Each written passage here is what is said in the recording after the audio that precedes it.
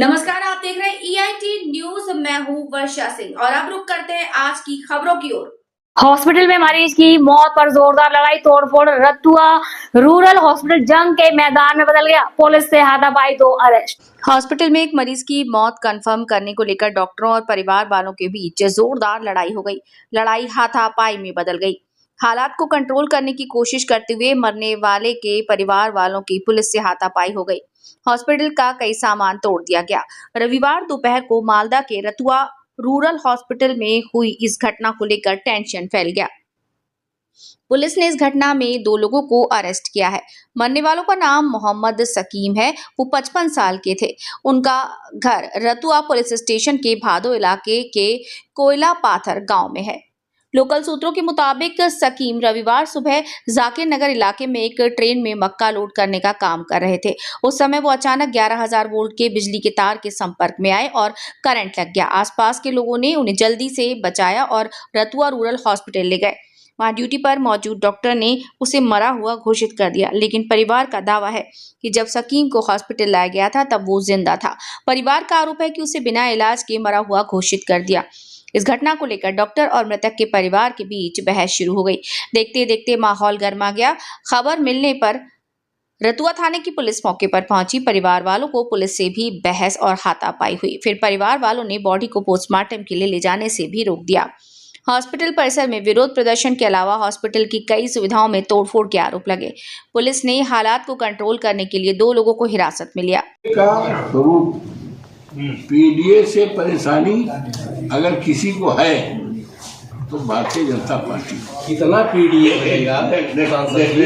PDA से इतनी परेशानी है, योगी बाबा को इतनी परेशानी है तो उनको नींद नहीं आती।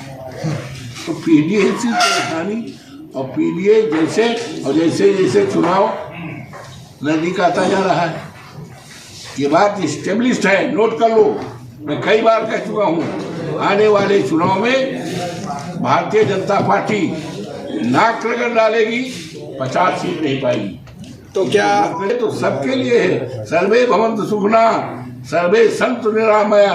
पीडीए का ये भाव है, सब लोग खुशी रहें, सब लोग प्रसन्न रहें, किसी पे कोई आफत ना हो, किसी को बुलडोजर न चला जाए। ये पीडीए इसी स्वरूप को लेकर आई है। आपको कोई परेशानी हो, पीडीए खड़ी है। ये नेता लोग, पीडीए के सब नेता खड़े हैं। धन्यवाद। केसों की क्या हैसियत है? हैसियत क्या है? प्रयागराज से बुरी तरह हार गया और सरकार में आया, सरकार में उसको सम्मान भी नहीं है, वो तो हताश है। अभी सांसद जी आप कह रहे थे कि संसद हो गया, विधानसभा सत्र जो चल रहा है उसमें कोई बात नहीं कर पा रही, पर मुख्यमंत्री कहना है कि आप लोग कोई बात ही नहीं करने दे रहे हैं। 59,000 करोड़ की परियोजना विधानसभा सत्र में लेके आए थे, पर आप लोग ने राम मंदिर का मुद्दे उठा के वहाँ हल्ला किया, उसके बाद वो खत्म हो गया। तो वो कह रहे हैं मुख्यमंत्री जैसा आप लोग को कह रहे हैं कि आप लोग खुद नहीं चाहते हैं कि ऐसा है। मुख्यमंत्री को इस प्रदेश के विकास से कोई मतलब नहीं है, अयोध्या के विकास से कोई मतलब नहीं है। अयोध्या में तो मंदिर पर चलाया गया, अयोध्या में तो जो लाइट लगवाई गई सब चोरी हो गई। अयोध्या में चलेगा, पानी नहीं बरसा, इसके बाद कीचड़ है। प्रभु श्री राम मंदिर का यहाँ एंट्रेंस है, गेट पे पानी थोड़ा बरस जाएगा, वहाँ पानी बन जाएगा।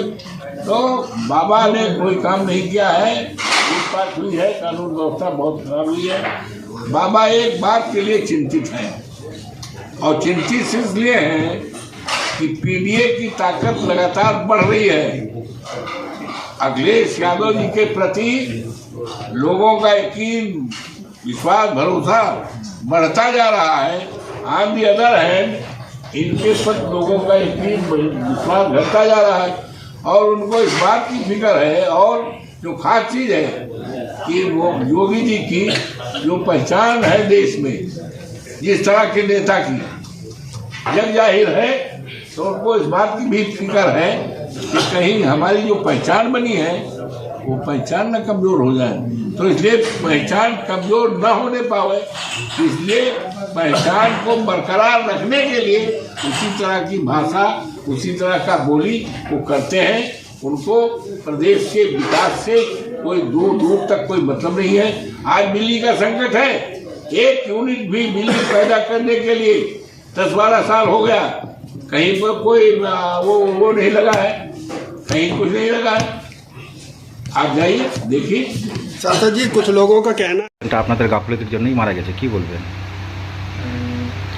যেটা আমরা ইনফরমেশন পেলাম অন ডিউটি ডাক্তারবাবু থেকে যে পেশেন্টটি একটি ইলেকট্রোকিউশনের পেশেন্ট হিসেবে আসে এবং ডাক্তারবাবু তাকে দেখে যখন মৃত ঘোষণা করেন, তারপরে ডাক্তারবাবু তাকে মৃত ঘোষণাতে আনন্যাচারাল ডেথ হিসাবে থানাতে একটা ইনফরমেশন দেন, যেটা রুটিন প্রসিডিওর।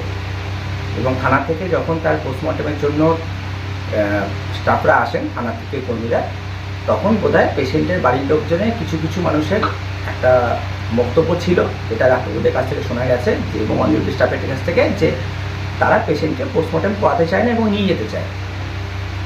তারপরে ডাক্তারবাবুর প্রতি এবং হাসপাতালে ইনডোরে এমার্জেন্সির প্রতি কিছু উত্তেজিত মানুষ চড়াও হন এবং এমার্জেন্সি থ্রুয়ে লেবার রুমের দিকে তারা ছুটে যান এবং সেখানে লেবার রুমের কাছে দরজার ওখানে তারা আঘাত করেন।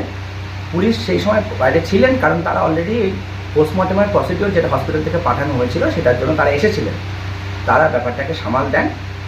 তো চিকিৎসা গাফিলতির ব্যাপারটা এই মুহূর্তে তদন্ত সাপেক্ষ, এই নিয়ে আমরা এখন মন্তব্য করতে পারবো না। আমরা ঊর্ধ্বতন কর্তৃপক্ষকে জানিয়েছি, যেটুকু ঘটনা এখন অবধি আমাদের সামনে আমরা পেয়েছি সেটুকুই বললাম। যেটা অভিযোগ করেছে যে কোনো পেশেন্ট পার্টির নাকি কি কোনো চিকিৎসক নাকি চাকু চালিয়ে দিয়েছে, হাত কেটে গেছে, এটা নিয়ে কী বলবেন? এটা কিছু মানুষকে তারা কেউ কেউ বলেছেন, এটা আমাদের কাছে সরাসরি অভিযোগটা আসেনি, কিন্তু একজন ব্যক্তি এরকম একটা বক্তব্য প্রকাশ করেছেন।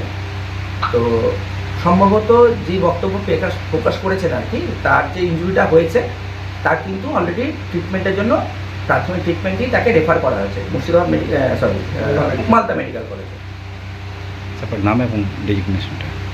আপনার নাম ডেজিগনেশন? আমার doctor Souvik Das, district TB officer. আমার সাথে রয়েছেন বিএমও সাহেব। বলছিলাম আমার বাবা বাড়ি থেকে সকালে আসলো, যে ভুট্টা লোড করছিল কোথায়? আগা দিকে জাকিরনগরে। তো ভুটার উপর চললো, হালকা বেলে শর্ট খেয়েছিল, শর্ট খেয়ে নিয়ে কিসে ভুট্টা লোড করেছিল? গাড়িতে, 10 টাকা গাড়িতে। তোমার ড্রাইভার? হ্যাঁ। তারপরে কি নিয়ে আসলো হাসপাতাল নিয়ে এসে বলছে ডাক্তার আগে মৃত্যু হয়ে গেছে। আমরা কটার সময় নিয়ে এসেছিল হাসপাতাল? মোটামুটি নিয়ে এসেছিল 9:30 সময়। হ্যাঁ। তো নিয়ে এসছে, আমরা দেখলাম আইসে, তো ডাক্তার বলছে মৃত্যু হয়ে গেছে। আমরা এসে দেখলাম জীবিত আছে এখনো, মানে 2-3 ঘন্টা। কতক্ষণ পরে জীবিত হয়েছে? 2 ঘন্টা 2.5 ঘন্টা পরে জীবিত। এখানে ছিল 2 ঘন্টা? হ্যাঁ, এখানে হাসপাতালে ছিল।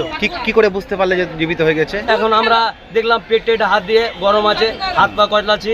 তো বলছে দুধ দিলাম মুখে, দুধ খাচ্ছে, দুধ যাচ্ছে পিছে। নিয়ে আসলাম বাইরে, ডাক্তাররা বলছে মৃত্যু। ডাক্তাররা দুবার জিজ্ঞাসা করলে দুবারই বলছে মৃত্যু। এখন কোথায় নিয়ে গেল আপনার বাবা? আমার বাবা নিয়ে গেলো মালদা। তারপরে কি হলো? এখন বলছে ডাক্তার আমরা আন্দোলন করতে যাচ্ছি, কেন আমার বাবা জীবিত, কেন বলছে মৃত্যু হয়ে গেছে। হ্যাঁ, বল চিকিৎসা করেছে ডাক্তার। পুলিশ কোনো অন্যায় করেনি।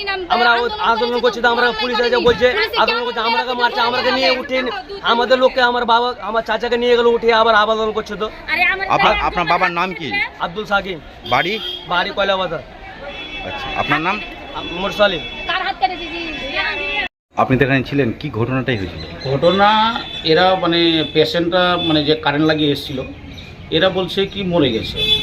আর তারপরে পেশেন্ট বলছে যে ওর লোক বলছে কি আমার পেশেন্ট এখন জীবিতই আছে। এর মধ্যে বলছে ডাক্তারকে ধরে মারো। আমি ওখানে ছিলাম, তো ভাইকে দেখো মেরে তো কোনো না, কী আছে তোমার ডাক্তার, যখন পেশেন্ট যদি ভালো আছে তাহলে ট্রিটমেন্ট করা ওকে।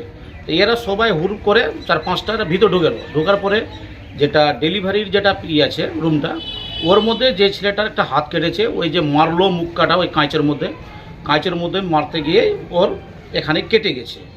তারপরে প্রশাসন আসলো, তারপরে সব করলো। লেকিন আমি অনেকদেরকে বুঝালাম কি দেখো ঝামেলা করে লাভ নাই, তোমরা এসছো, তোমার যখন পেশেন্ট ভালো আছে ওকে ট্রিটমেন্ট করো, তার মধ্যে কী হবে না হবে ওটা ডাক্তার। তারপরে এরা বলছে কি চাকুলিয়ে, আমি ডাক্তারই কোনো দিন চাকুলিয়ে থাকে, আমি ওখানে প্রয়োজন ছিলাম। এই জায়গাটা আমি দেখলাম এটোটা মানে যে হলো। তারপরে প্রশাসন চলে আসলো, তার মধ্যে আর মানে কিছু না, প্রশাসন এসে তারপরে ওদেরকে যা মানে সরালো করলো সব। তারপরে ফের ওই ছেলেটা ট্রিটমেন্ট করে ওকে মালদা আবার ট্রান্সফার করলো আমার সামনে। কিন্তু পেশেন্ট পার্টির পরিবার বলছে কি ডাক্তার নাকি চাকু মেরেছে। না, চাকু মারার কোনো প্রশ্ন নাই। আমি ওখানে প্রয়োজন ছিলাম, ওর ঢুকার আগে যখন এরা হুররা করে ঢুকলো ডাক্তার তারপরে আগে চলে গেছিলো অন্য রুমে, ওই অন্য রুমে গিয়ে ডেলিভারি পেশেন্টের যেটা ইচ্ছে ওর মধ্যে ওরা ওই মেরেছে। তার মধ্যে চাকু ফাকু এগুলো কোনো সিস্টেম নাই, মানে ডাক্তার তো নিজে শরীর ভয়ে আপনার নিজে ঢুকে আছে, ও কি করে মানে চাকুলিয়ে রাখবে? আর কোনোদিন আজ পর্যন্ত দেখেনি কি ডাক্তার কোনোদিন চাকু টাকুলিয়ে থাকে, এটা তো ভুল কথা ওরা বলছে। আমি তো ওখানে প্রয়োজন আছি। আপনার নাম? আমার নাম হচ্ছে রমজান খান, বাড়ি নূরপুর। কী কাজে এসেছিলেন এখানে? আমার পেশেন্ট নিয়েছিলাম আমি, আমার বাড়ির একটা পেশেন্ট আছে, আমার বউর মানে অসুস্থ একটু, ওর জন্য আমি ওখানে গিয়েছিলাম ট্রিটমেন্ট করাতে। আমার শ্বশুর লাগলো গাড়ি লোড করতে গিয়েছিল, 12 চাকার লরি ছিল, আপনার ভুট্টা লোড করছিল। শ্বশুর কি কাজ করতো? গাড়ি চালাতো, বড় গাড়ি লরি। আচ্ছা। ভুট্টা লোড করছিল, ভুটের উপরে একটু শর্ট খেয়েছে, এটা শুনলাম আমরা 11,000। লাইনে? হ্যাঁ লাইনের। এখানে এসে 9:30টার সময় ডাক্তার দুবার গিয়েছে, দুবারই বলেছে মৃত্যু, কিন্তু আমার শ্বশুরের জীবিত ছিল। কিন্তু যদি এখন কিছু হয় তো আমরা ডাক্তারই দোষ দেবো। এখন এখানে আমরা কিছু বলছি তো আর পুলিশ আমাদের কি ধরে নিয়ে গেছে, আমার দুটা শ্বশুরকে ধরে নিয়ে গেছে। এখন এখানে আমরা নাই বিচার চাইছি, তো নাই বিচার চাওয়াদেরকে ওরাকে ধরে নিয়েছে, ডাক্তারের কোনো ই করে বলতে গেছে ডাক্তার নিজে ছুরি মেরেছে একটা আমাদের শ্বশুরকে। ডাক্তারকে নাই বিচার চাইতে গিয়ে এভাবে ছুরি মেরেছে ওকে। হ্যাঁ, ও ভুল চিকিৎসা করেছে, দুবার করে ডেকেছে, দুবারই বলেছে মৃত্যু, কিন্তু আমার শ্বশুরের হাত পা সব গরম ছিল, আমার শ্বশুরের ঠোঁট নড়িয়েছে একবার। শাস্তি চাই, এটা শাস্তি, আমরা এটা বিচার চাই, নাই বিচার চাই। 3 ঘন্টা ছিল, পাক্কা 3 ঘন্টা থেকে তা বলেছে মৃত্যু, কিন্তু এখন গিয়েছে মালদার নার্সিংহোম নিয়ে। 3 ঘন্টা ছিল তবু বলেছে মৃত্যু। বারবার বলেছে চলো চিকিৎসা করতে, হাত লাগিয়েও দেখেনি। বারবার বলেছে মৃত্যু দেখে ভাবে ঘোষণা করে বলেছে মৃত্যু বলে ফেলে রেখেছে, কোনো চিকিৎসা করেনি। ডাক্তারকে জানাতে গিয়েছিল, ডাক্তারে আবার উল্টে ছুরি মেরেছে। একজনের আকাম হয়েছে, অনেকে নিয়ে যেতে হবে বোধহয়, ওটা আমাদের শ্বশুর লাগলো। পুলিশ এসছে, পুলিশ আবার ওদের কি মেরে আবার ওদের কি থানা নিয়ে গেল, যারা নাই বিচার চাইছে। তাই ডাক্তারের কোনো ক্ষতি করেনি, ডাক্তারকে আরো বাঁচালো পুলিশ। আমরা এটা নাই বিচার চাই, যে কেন ডাক্তারকে আমরা ই করলাম যে আমাদের হাতে ছেড়ে দাও, কিন্তু আমাদের হাতে ছাড়লো না। আমরা যাদের বললাম তাদেরকে আরো ধরে নিয়ে গেল। আমরা নাই বিচার চাই বলে তাই নাই বিচার চাইতে গিয়ে আমাদেরকে ধরে নিয়ে গেল, গাড়িতে জোর মুস্তি ভরে নিয়ে চলে গেছে পুলিশ, আরো মেরে নিয়ে গেছে। শ্বশুরের নাম কি? আব্দুল সাকিব শ্বশুরের নাম? হ্যাঁ। আপনার নাম? বাড়ি কয়লা পাথার, আমার নাম রবিনা খাতুন।